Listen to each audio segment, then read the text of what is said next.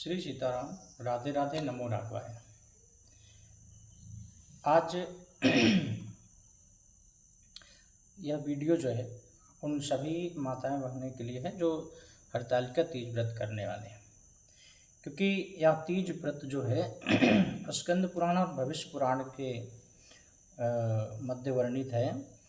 इस वर्ष जो है यह व्रत हस्त नक्षत्र में होने वाला है।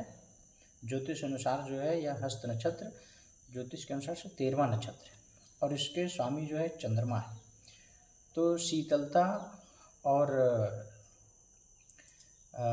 सद्गुण का जो है इसका स्वभाव होता है। चंद्र जो है बुद्धि के विकास के लिए, शीतल बुद्धि के विकास के लिए। तो कहते हैं कि यह व्रत जो है धार्मिक मान्यताओं के अनुसार भगवान शिव को पाने के लिए माता पार्वती जी ने किया था। जिस कन्या के विवाह में अनेक प्रकार की बाधाएं आ रही हैं, विघ्न आ रहा है, वे कन्या जो है इस व्रत को श्रद्धा भक्ति से कर सकती हैं और सुहागन स्त्री भी इस व्रत को करती हैं और कर सकती हैं। जो सुहागन स्त्री हैं वो व्रत को बढ़िया श्रद्धापूर्वक भक्तिपूर्वक करें। उनके जीवन में, उनके दाम्पत्य जीवन में जो है सामंजस्यतापूर्ण जो है व्यवहार रहेगा और सुख रहेगा, साथ में धन समृद्धि भी रहेगी। और जो कुमारी कन्याएं हैं, जो बहनें हैं, उनको जो है इस व्रत को श्रद्धापूर्वक भक्तिपूर्वक करने से उनको मन चाहा, उनके मन के मुताबिक उनको जो है वर की प्राप्ति होती है। अच्छा, अब इससे जो है सुख की प्राप्ति तो होती है, समृद्धि बनी रहती है।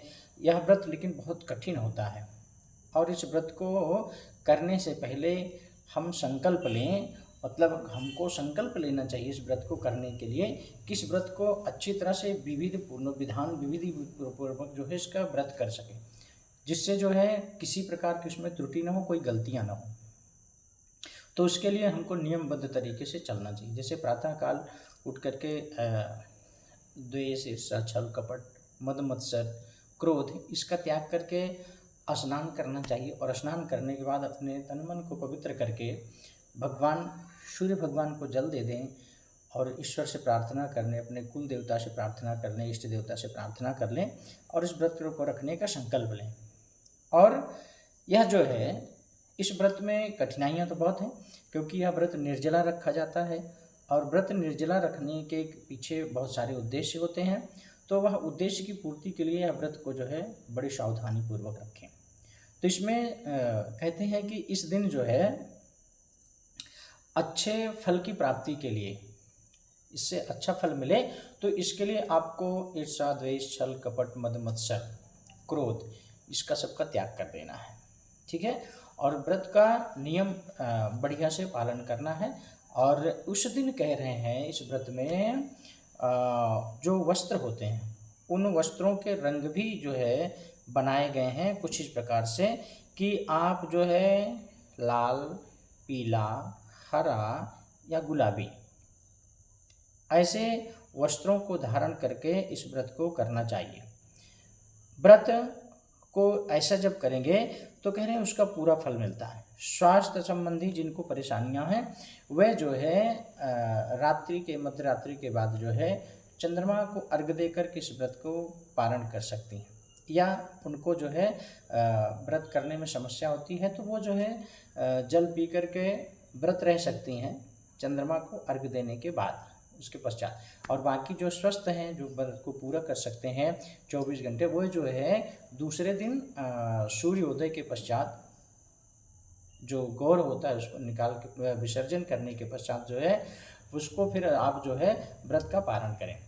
तो यह जो है अच्छी तरह से विधि विधान से व्रत करने से आपके जीवन में, आपके दाम्पत्य जीवन में अनेक प्रकार की खुशियाँ आएगी, अनेक प्रकार का धन, यश, वैभव, सुख, समृद्धि सब आपको प्राप्त होगी। इसलिए श्रद्धा भक्ति से इस व्रत को करें।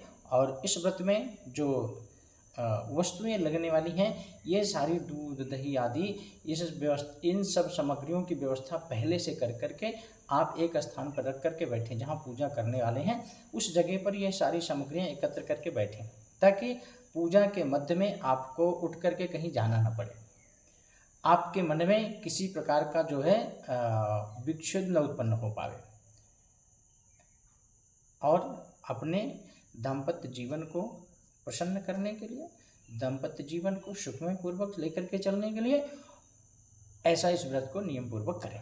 और जो कुंवारी बहनें हैं वे जो है इस व्रत को अपने लिए सुंदर व्रत, सुंदर वर प्राप्ति के लिए इस व्रत को श्रद्धापूर्वक करें। नमो राघवाय। जय श्री राधे।